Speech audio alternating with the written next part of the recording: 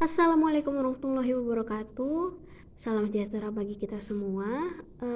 Saya Nazwa Yolanda, wakil dari kelompok 7. Di sini saya akan menjelaskan tentang munculnya wacana nasionalisme di Sumut dan perlawanan masyarakat lokal terhadap kolonialisme Belanda. Nah, pembahasan materi kita mulai dari pengertian nasionalisme. Jadi, nasionalisme itu adalah paham kebangsaan yang tumbuh karena adanya persamaan nasib dan kepentingan hidup bersama sebagai suatu bangsa yang merdeka, bersatu, berdaulat.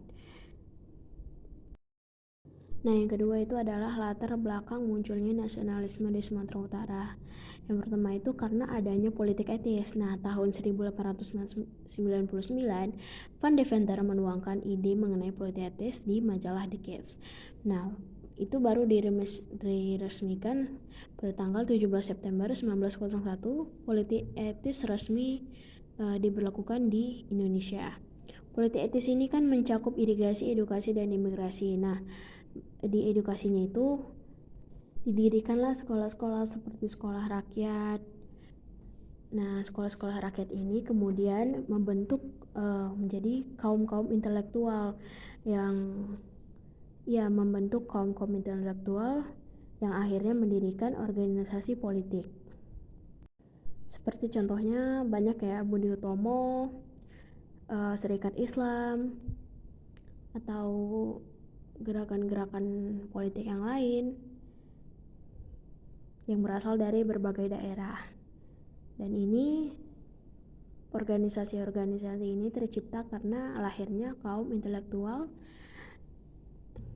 karena adanya politik etis. Nah, yang kedua itu adanya pers di Sumatera Utara dalam kurun waktu 1917 sampai 1942 yang merupakan senjata untuk menentang kekejaman pemerintahan Belanda.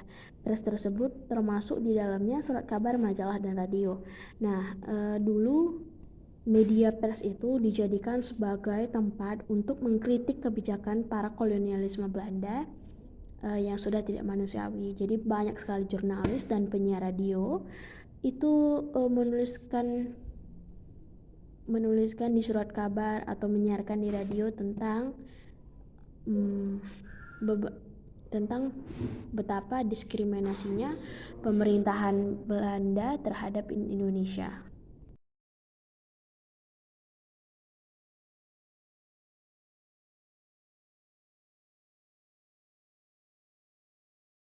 Organisasi Budi Utomo adalah salah satu bentuk perlawanan masyarakat melalui jalur diplomasi. Nah, untuk meningkatkan kehidupan bangsa, terutama di kalangan para buruh perkebunan di Sumatera Utara, Budi Utomo mendirikan sekolah-sekolah. Tentu saja sekolah-sekolah itu harus didirikan di daerah yang berada di lokasi perkebunan, karena tujuan dari sasaran pendidikan adalah anak-anak karyawan kebun. Nah, sekolah ini didirikan di Kota Tebing Tinggi. Dan inilah salah satu contoh organisasi masyarakat. Lalu yang kedua ini adalah Hatopan Batak Kristen. Ini salah satu organisasi masyarakat dalam menentang kolonialisme di Belanda.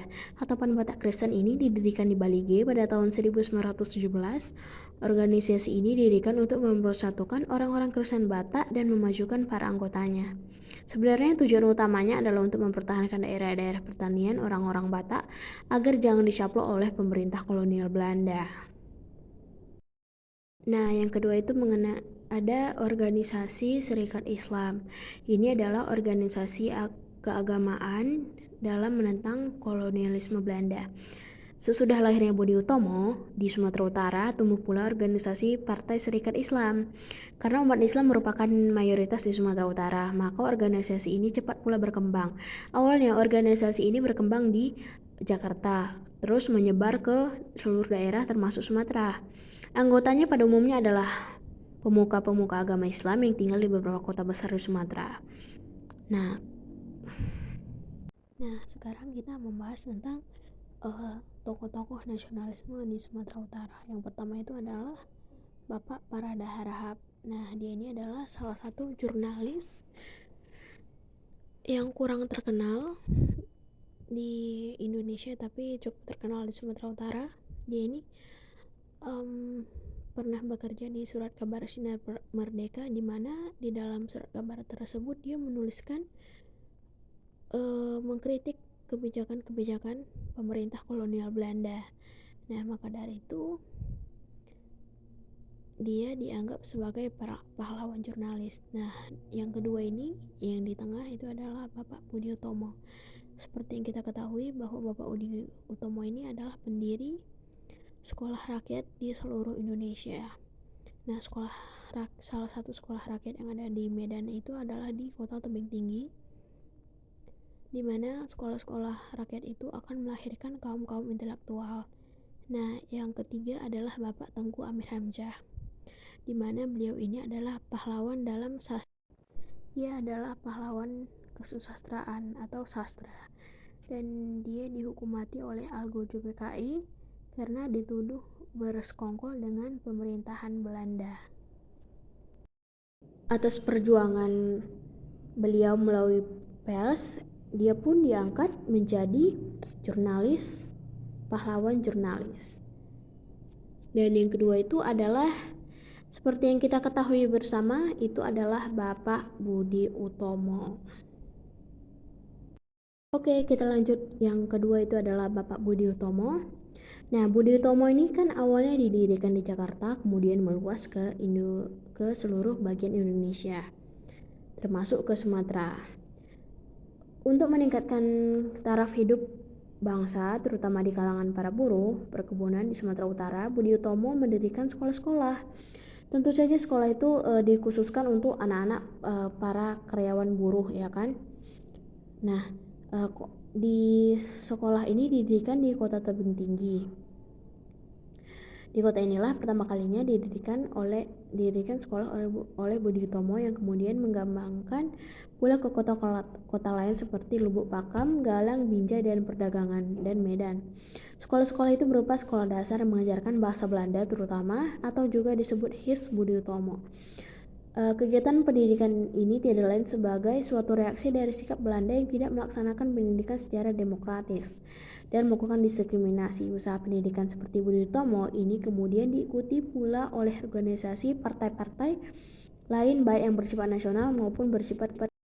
Oke, selanjutnya ada Bapak Tengku Amir Hamzah. Beliau ini adalah pahlawan dalam kesusastraan dan seni di Sumatera Utara.